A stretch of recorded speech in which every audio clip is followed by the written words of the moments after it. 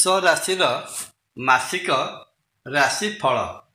August ମାସରେ ଦ୍ୱାଦଶ ରାଶିଚକ୍ରରେ ପରିଭ୍ରମଣ କରୁଥିବା ଗ୍ରହମାନଙ୍କର ଅବସ୍ଥିତିରୁ ଜଣାଯାଏ।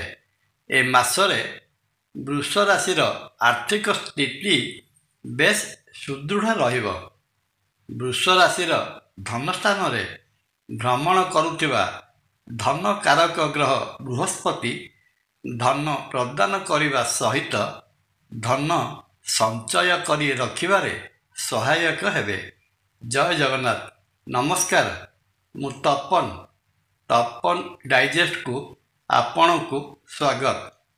ଅଗଷ୍ଟ ମାସରେ ବୃଷ ରାଶିର ଦ୍ୱିତୀୟ ଭାବ ଧନସ୍ଥାନରେ ଗୋଚର କରୁଥିବା ନୈସର୍ଗିକ ଶୁଭ ଗ୍ରହ ବୃହସ୍ପତି ବୃଷ ରାଶି ଅଧିପତି ଶୁକ୍ର ମହାଗ୍ରହଙ୍କ ସହିତ ଏକତ୍ର ରହି ମହାଲକ୍ଷ୍ମୀ ଯୋଗ ନିର୍ମାଣ କରୁଛନ୍ତି। ଏହି ମହାଲକ୍ଷ୍ମୀ ଯୋଗର ପ୍ରଭାବରେ ବୃଷ ରାଶିଜାତ ବ୍ୟକ୍ତି ବିଭିନ୍ନ ସୂତ୍ରରୁ ତଥା ବିଭିନ୍ନ ଉପାୟରେ ପ୍ରବଳ ଧନ ଉପାର୍ଜନ କରିବାକୁ ସମର୍ଥ ହେବେ। ପୁନଶ୍ଚ ବୃଷ ରାଶି ପାଇଁ ବୃହସ୍ପତି ଏକାଦଶ ବା ଲାଭ ସ୍ଥାନର ଅଧିପତି ହୋଇ ଧନସ୍ଥାନରେ ରହିଥିବାରୁ ଅଗଷ୍ଟ ମାସରେ ବୃଷ ରାଶିଜାତ ବ୍ୟକ୍ତି ଆଶାଠାରୁ ଅଧିକା ଧନଲାଭ କରିବା ସହିତ ସଞ୍ଚିତ ଅର୍ଥର ପରିମାଣ ବୃଦ୍ଧି କରିବାରେ ସହାୟକ ହେବେ। ଅନ୍ୟ ଅର୍ଥରେ କହିବାକୁ ଗଲେ ଏହି ମାସରେ ବୃଷ ରାଶି ଉପରେ ମା ମହାଲକ୍ଷ୍ମୀଙ୍କର କରୁଣାବାରୀ ବର୍ଷା ହେବାର ସମ୍ପୂର୍ଣ୍ଣ ସମ୍ଭାବନା ରହିଅଛି। ବୃଷ ରାଶିଜାତ ବ୍ୟକ୍ତି ସମୟର ସଦ୍ ଉପଯୋଗ କରିବା ଦରକାର। ଅଗଷ୍ଟ ମାସରେ ବୃଷ ରାଶିଜାତ ବ୍ୟକ୍ତିଙ୍କର କ୍ୟାରିୟର ବା କର୍ମକ୍ଷେତ୍ର ସମ୍ପର୍କରେ ଅବଲୋକନ କଲେ ଜଣାଯାଏ। ବୃଷ ରାଶିର କର୍ମଭାବର ଅଧିପତି ଶନି ମୀନ ରାଶିରେ ଲାଭ ଭାବରେ ବକ୍ରି ରହିବା କର୍ମଭାବର ବୃଦ୍ଧି କରାଇବେ, କିନ୍ତୁ ବକ୍ରି ରହିଥିବା କାରଣରୁ ପରିଶ୍ରମ ତୁଳନାରେ ଟିକିଏ କମ୍ ଫଳ ପ୍ରଦାନ କରିବେ। ଅଗଷ୍ଟ ମାସରେ ଚାକିରି କରୁଥିବା ବୃଷ ରାଶି ବ୍ୟକ୍ତି ବିଶେଷ ସୁଫଳ ପାଇବାର ଆଶା ରହିଅଛି। ମାସର ପ୍ରଥମାର୍ଦ୍ଧରେ ସୂର୍ଯ୍ୟ ବୃଷ ରାଶିର ତୃତୀୟ ଭାବରେ ଅବସ୍ଥାନ କରୁଥିବାରୁ ବୃଷ ରାଶିଜାତ ବ୍ୟକ୍ତି ପ୍ରଶାସନିକ କ୍ଷମତା ହାସଲ କରିବେ।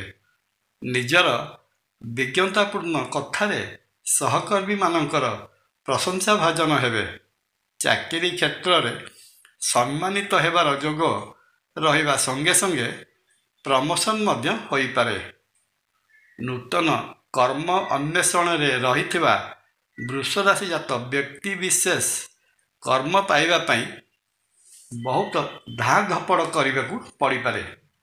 ବାଣିଜ୍ୟ ବ୍ୟବସାୟ କ୍ଷେତ୍ରରେ ରହିଥିବା ବୃଷ ରାଶିଜାତ ବ୍ୟକ୍ତି ବିଶେଷଙ୍କ ପାଇଁ ଅଗଷ୍ଟ ମାସଟି ମଧ୍ୟମ ଫଳଦାୟକ ରହିବ। ବୃଷ ରାଶିର ବାଣିଜ୍ୟ ଭାବ ବା ସପ୍ତମ ଭାବର ଅଧିପତି ପଞ୍ଚମ ଭାବ କନ୍ୟା ରାଶିରେ ଅବସ୍ଥାନ କରିଥିବାରୁ ବେପାର କ୍ଷେତ୍ରରେ ଉତ୍ତେଜନାମୂଳକ ପରିସ୍ଥିତି ଦେଖାଦେଇପାରେ। ମଙ୍ଗଳଙ୍କ ଯୋଗୁଁ electrical, electronics, computer, real estate ବା ଜାଗାବାଡ଼ି ବେପାର କରୁଥିବା ବ୍ୟକ୍ତି ବିଶେଷ ଏ ମାସରେ ଭଲ ବେପାର କରିପାରନ୍ତି।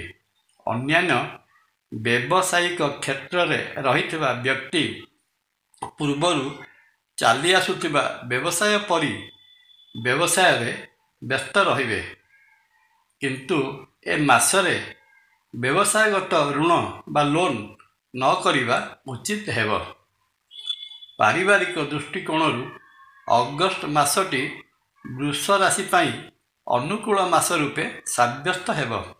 ଏ ମାସରେ ବୃଷ ରାଶି ଅଧିପତି ଶୁକ୍ର କୁଟୁମ୍ବ ଭାବ ବା ଦ୍ୱିତୀୟ ଭାବରେ ବୃହସ୍ପତି ମହାଗ୍ରହଙ୍କ ସହିତ ଯୁକ୍ତ ହୋଇ ରହିବା ପରିବାରରେ ସୁଖ, ଶାନ୍ତି, ସମୃଦ୍ଧିର ସୂଚନା ଦିଏ।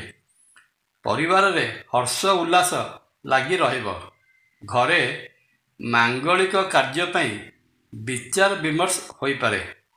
ଦାମ୍ପତ୍ୟ ଜୀବନରେ ନୂଆ ମୋଡ଼ ଆସିବ ତଥା ଘରେ ନୂତନ ଆଗନ୍ତୁକଙ୍କର ଆଗମନ ହୋଇପାରେ। ଦ୍ୱିତୀୟ ସ୍ଥାନ ଅଧିପତି ବୁଧ ତୃତୀୟ କର୍କଟ ରାଶିରେ ରହିଥିବା ଯୋଗୁଁ ପରିବାର ଭିତରେ କାହାର କର୍କଶ କଥା ଅନ୍ୟ ସଦସ୍ୟମାନଙ୍କ ମନରେ ଆଘାତ ଦେଇପାରେ। ପୁନଶ୍ଚ ଅଗଷ୍ଟ 17 ତାରିଖରେ ସୂର୍ଯ୍ୟ ନିଜ ରାଶି ସିଂହ ରାଶିରେ ପ୍ରବେଶ କଲେ ଜଣେ କେହି ପଦସ୍ଥ ବନ୍ଧୁଙ୍କ ସହିତ ସମ୍ପର୍କରେ ମତଭେଦ ଦେଖାଦେଇପାରେ। ଲଭ୍ ଲାଇଫ୍ରେ ଥିବା ବୃଷ ରାଶି ଜାତ ବ୍ୟକ୍ତି ବିଶେଷଙ୍କ ପାଇଁ ଅଗଷ୍ଟ ମାସ ସେତେଟା ଅନୁକୂଳ ଫଳ ପ୍ରଦାନ କରିବ ନାହିଁ। ପଞ୍ଚମ ସ୍ଥାନ କନ୍ୟା ରାଶିର ଅଧିପତି ବୁଧ ତୃତୀୟ ଭାବ କର୍କଟ ରାଶିରେ ରହିଥିବା ଯୋଗୁଁ ଏ ମାସରେ କଥାବାର୍ତ୍ତାରେ ସଂଯମତା ରଖିବା ଜରୁରୀ। କଡ଼ା କଥା କହି ପାର୍ଟନରଙ୍କ ମନରେ କଷ୍ଟ ଦେବା ଠିକ୍ ହେବ ନାହିଁ। ପୁନଶ୍ଚ ପଞ୍ଚମ ଭାବରେ ମଙ୍ଗଳଙ୍କ ଗୋଚର ପ୍ରେମ ସମ୍ପର୍କରେ ତିକ୍ତତା ଆଣିବାର ସମ୍ଭାବନା ରହିଥିବାରୁ ବିନା କାରଣରେ ବା ସାମାନ୍ୟ କଥାରେ କଳି ଝଗଡ଼ା କରିବା ଠିକ୍ ହେବ ନାହିଁ। ପ୍ରେମ ସମ୍ପର୍କକୁ ପରିଣୟ ସୂତ୍ରରେ ବାନ୍ଧିବାକୁ ଅର୍ଥାତ୍ ପ୍ରେମରେ ଥିବା ବ୍ୟକ୍ତି ବିବାହ ବନ୍ଧନରେ ବାନ୍ଧିବା ପାଇଁ ଚାହୁଁଥିଲେ ଏ ମାସରେ ନିଜର କଥା ଓ ଆଚରଣକୁ ନେଇ ସତର୍କ ରହିବା ଜରୁରୀ। ସ୍ୱାସ୍ଥ୍ୟ ଦୃଷ୍ଟିରୁ ଅଗଷ୍ଟ ମାସଟି ବୃଷ ରାଶି ପାଇଁ ସାମାନ୍ୟ ଫଳ ପ୍ରଦାନ କରିବ। ମାସର ପ୍ରଥମାର୍ଦ୍ଧରେ ରୋଗରୁ ଆରୋଗ୍ୟ ପ୍ରଦାନକାରୀ ଗ୍ରହ ସୂର୍ଯ୍ୟ ତୃତୀୟ ଭାବରେ ରହି କୌଣସି ସ୍ୱାସ୍ଥ୍ୟଗତ ସମସ୍ୟା ରହିଥିଲେ ତାହାର ନିରାକରଣ କରିବାରେ ସହାୟକ ହେବେ।